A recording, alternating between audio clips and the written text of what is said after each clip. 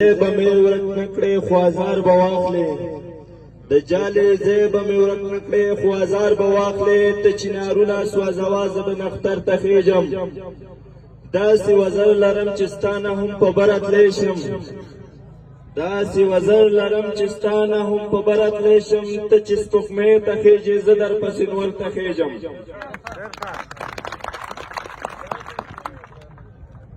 راغلي ټولو مېلمنو ته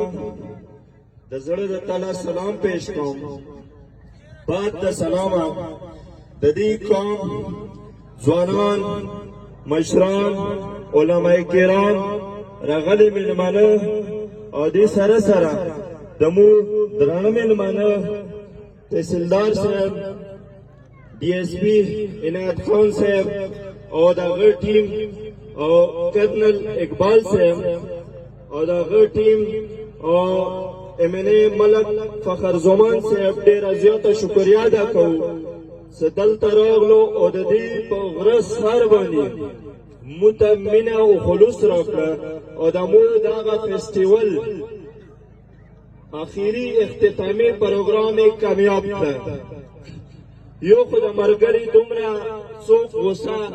څوک خفه ډېر د تاثرات ډېر عجوبه غوندې دي تاسو زموږ دلته راغوښتي وئ شغل لپاره مو راغوښتي وئ او د دې پروګرام یو مقصد دی هغه مقصد دا دی او په دې باندې ځان هم په یو پکار دی چې یاره پړچم کني کې په سنټرل کورم کې ټوریزم پروموټ شي سکلا په یو علاقې کې ټوریزم پروموټ شي نو دغه څه فایده دي پکور دی دغه درې ورځې چې کومه میلاوه شوله دغه د ټوریزم حوالې سره کوم فیسټیول وشوله تاسو دینه اندازه ولګوئ چې د لوکل خلکو په دې درې ورځو کې چې کوم دا سراونډینګ کې خلک دي کوم سټالونه یې ارینج کړي وي هغوی څومره فایده کړې ده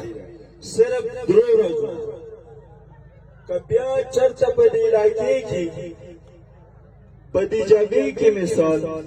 یا په مخماندې کې یا په ګلو پټي کې یا په دړادار کې ښه صحیح روډونه جوړ شي او هغه سهولیات څه کوم په مري کې دي څه کوم په بټاباد کې دي او کوم په سوات کې دي هغه دغه علاقو ته میلاو شي او دغه ټوریسټ خلک دې علاقو ته راشي روان شي ټوریزم دپاره نو تاسو سوچ وکړئ چې په درې ورځو کې تاسو څومره پیدا وکړه بیا به د تاسو پر روان وخت کې څومره پیدا وي دا پروګرام څه کوم دی دا ډېر په محنت او ډېر په مشکلې سره ارینج شوی دی مشکلاتو روډ خراب و لرې و باران و خلکو ته به تکلیف هم رسېدلی خو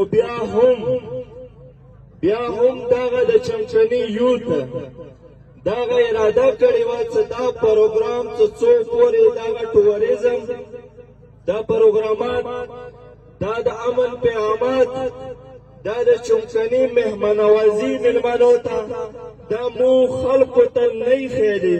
وره پورې به انشاءالله پاره مو نه کړو خو شکر الحمدلله چې کله دا ځوانان راپاڅېدلو د دې قوم مشران د دې قوم علما دیو ځوانانو سره شانه بشانه ودرېدلو چې د هغه په وجې باندې نن تاسو دومره غټ کراوډ ګورئ او دې سره سره زه به د دې خبرې وضاحت هم وکړم چې زه په خپل تاریخ کې اول دا پروګرام ګورم چې د ګورمنټ په سطح باندې که هغه ایسې شاهد رفیق صاحب دی حالانکه دلته به مو سره نه وي که بریګیډیر صاحب دی که کرنل اقبال صاحب دی که د مون نوی بریګیډیر کرنل بریګیډیر جمیل صاحب دی او دې سره سره د مو DSP عنایت صاحب او د هغه ټیم او د هغه پولیس آفیسر چې دوی کومه قرباني شانه بشانه مو سره ولاړو ویل که واقعي هغه خراج تحسین پیش کول هغه ته پکار دی سره زموږ کوم MLA صاحب دی هغوی هم مو سره تعهد کړی دی داسې مشران به وي چې هغه به مو سره په سټیج نه وي یا په دې پروګرام کې نه وي باقاعده هغوی سره مو MPA صاحب هم دلته راغلی و حالانکه سخت مشکلات و دلته روډ هم ون وی دی چونکې باران و هغه خلک ډېر په تکلیف باندې و خو هغه ځان رسولی و نو دغه په یو کوارډینیشن باندې یو په مینې محبت خلوص باندې یو دا پروګرام ارینج شو خو چونکې انتظامات چې تاسو ګورئ یو خو دا خلک په دې شي باندې پوه نه دي چې ټوریزم څه شی دی او د دې څه مقصد دی نو ځکه د خلک تاسو ګورئ چې لکه د چا په چهرې باندې یو شان تاثرات دي د دې شي فارمیټ پرته ورته نشته او دا به هله ټیکېږي چې کله موږ ټوریزم باندې ځان پوه کړو